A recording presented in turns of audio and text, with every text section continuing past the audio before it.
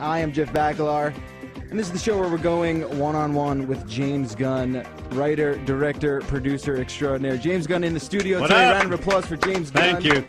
We're very excited because your first foray into the world of gaming, yes, professionally at least, yes, is with the new game from Grasshopper manufacturer, Lollipop Chainsaw, right, which is a very big deal. There's a huge cult following behind these types of games from that developer.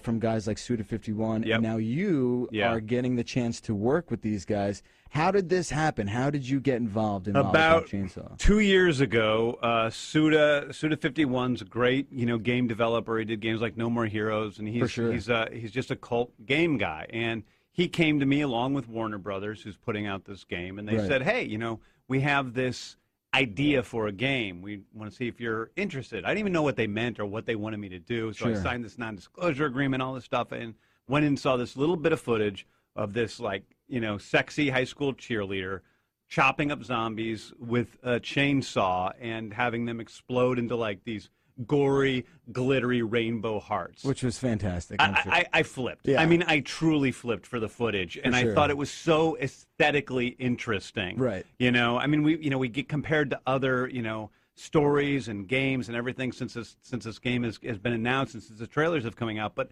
aesthetically, to me, there's never been anything like it. And I was fascinated by it. I said, listen, what do you want me to do? I'll do whatever you want me to do. And they said, we want you to help us to write the story. We've got part of the idea down, but we need it to, be further crafted. And we want you to, come up with the characters and write the characters. And so I did that, and I just became involved. And like I do with most things I become involved with, I'm crazy. I go all the way. So I was basically hired to write the cut scenes and oversee writers to write the rest of the dialogue and stuff like that. But instead, I just did everything myself because sure. I became attached to the characters. I really loved them. And I just wrote the whole thing. And then I went and I hired all the actors to play the different characters in the game. And I directed them in the voiceover sessions. It was my first experience doing that.